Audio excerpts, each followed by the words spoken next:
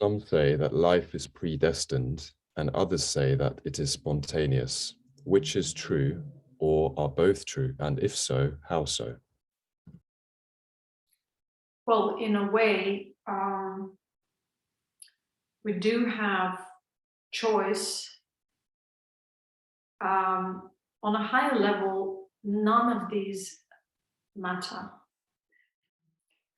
On our collective level and limited level, they do matter because they shape the experience, these events, situations. We do have a certain predisposition towards certain things. And so we most probably will follow our predisposition. But our predispositions, and at this point of time, we cannot say that we're in charge of our destiny, really, because we're living or reliving the past. So destiny usually is associated with something which is to come. But how can you talk about something that is to come when you're living the past? So we are the residue of our past at the moment. And so we're living false destiny. I call it false destiny, or fake destiny. So fake destiny is the destiny of the corrupt self. Until we refine ourselves, until we awaken to this authentic, pure being, and through the eyes of this authentic, pure being, we realize, or we start seeing, before we realize, we start seeing the corruption, we cannot come to the possibility of realizing our true destiny. True destiny means future. The majority of current beings don't have future. Their energy will be reabsorbed into whatever they support right now. If they support darkness, illusion, corruption, they'll be reabsorbed by this force that will withdraw. A withdrawal is gradual. So they will be reabsorbed. They'll just become an energy source. They'll dissolve. They are not entities. There are lots of beings who do not represent anything in this world. So there aren't many beings who actually have that connection with the spiritual substance or with the light substance. So they're empty. And those beings will never even question life. They'll just be a part of whatever this current manifestation is. But if you're talking about human souls and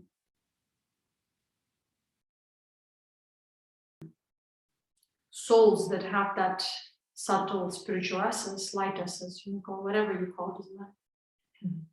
Divine spark. This is just human terms and names.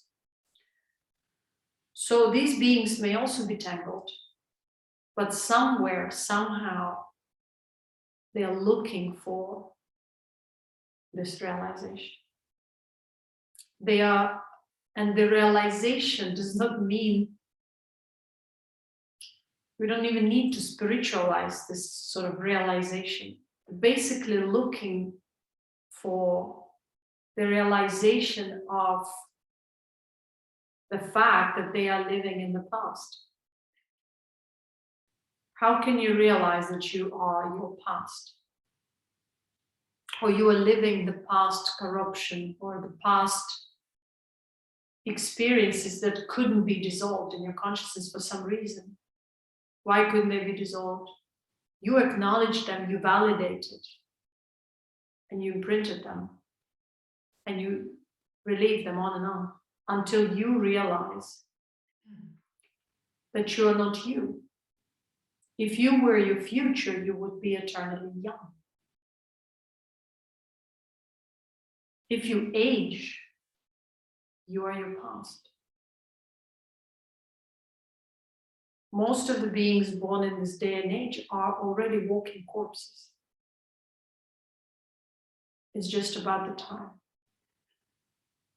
which doesn't actually exist on a high level.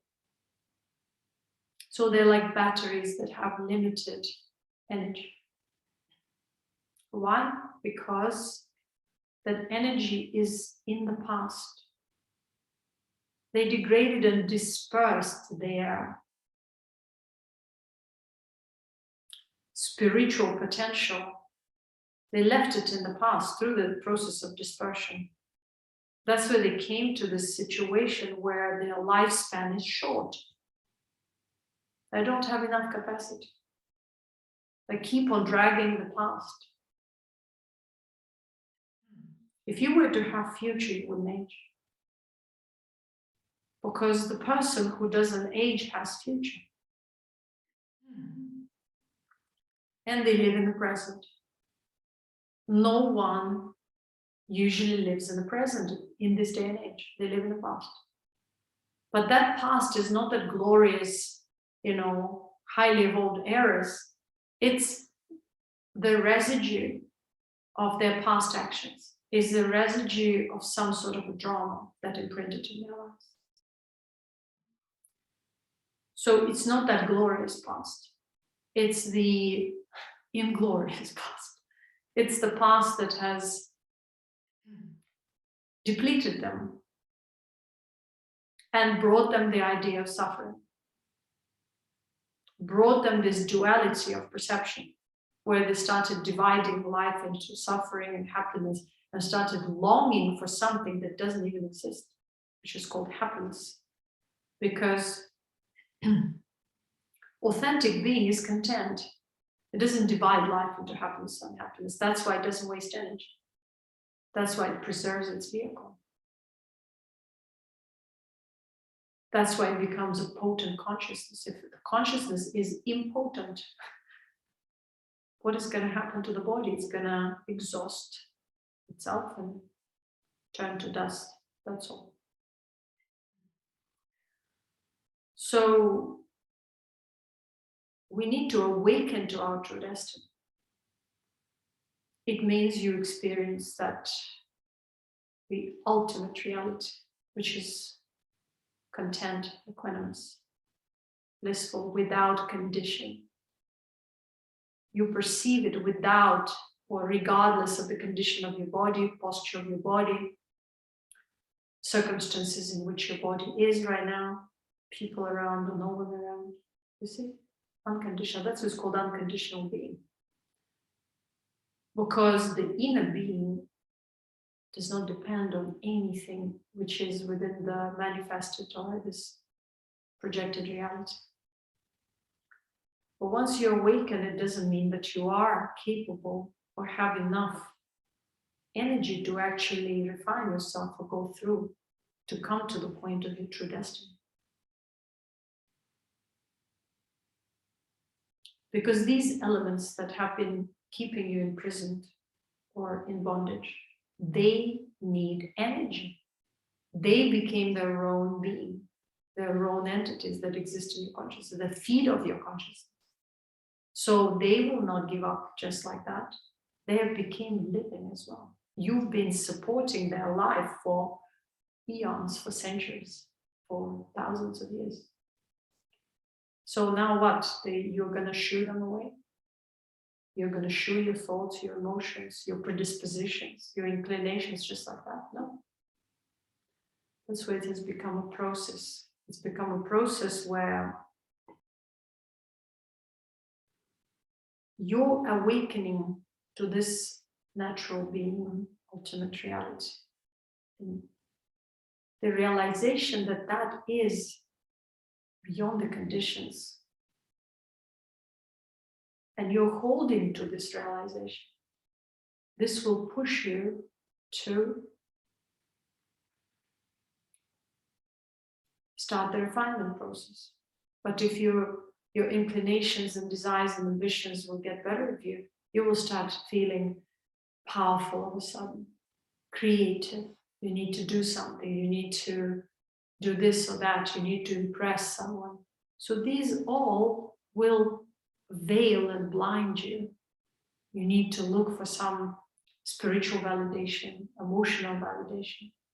So even though for a glimpse you'll feel awakened and equanimous, these inclinations, these past impressions will start overpowering, veiling, because they need your energy, they need your consciousness to be feeding them. If you don't have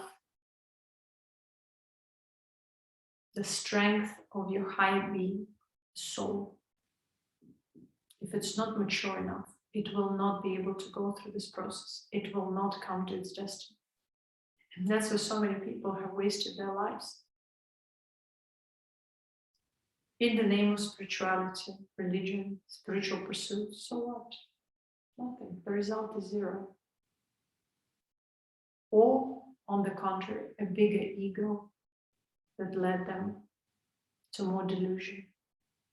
Because they needed to somehow explain themselves, their ambitions, their inclinations, find them a certain spiritual tag or an explanation. So these beings chose themselves to become something in a spiritual sense.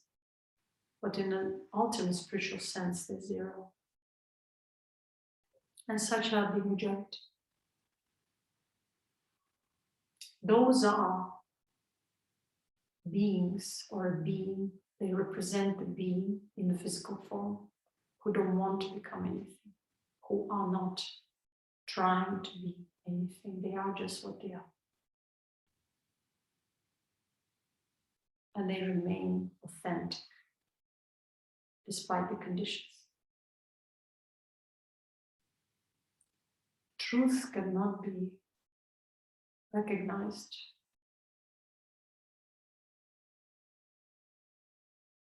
by those who are not having that connection with the truth. You cannot recognize or realize something that is not represented there even in 1% in you, or that you have no opening to. You cannot recognize high consciousness or realize it also if there is no connection there within you. That's where the majority of people follow their traumas, the path of their trauma.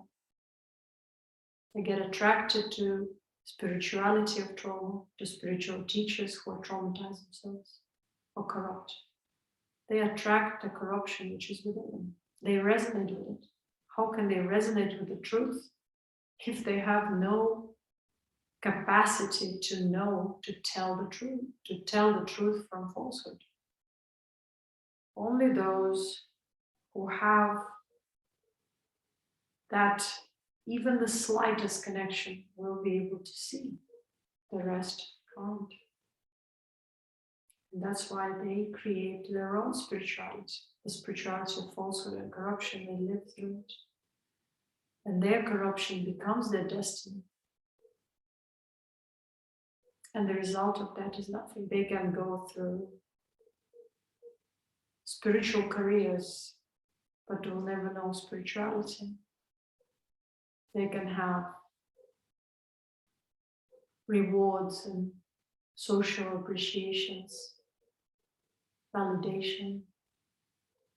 They can be acknowledged for being a guru, a teacher, a spiritual leader, and they'll die like dogs because there is no connection with the truth.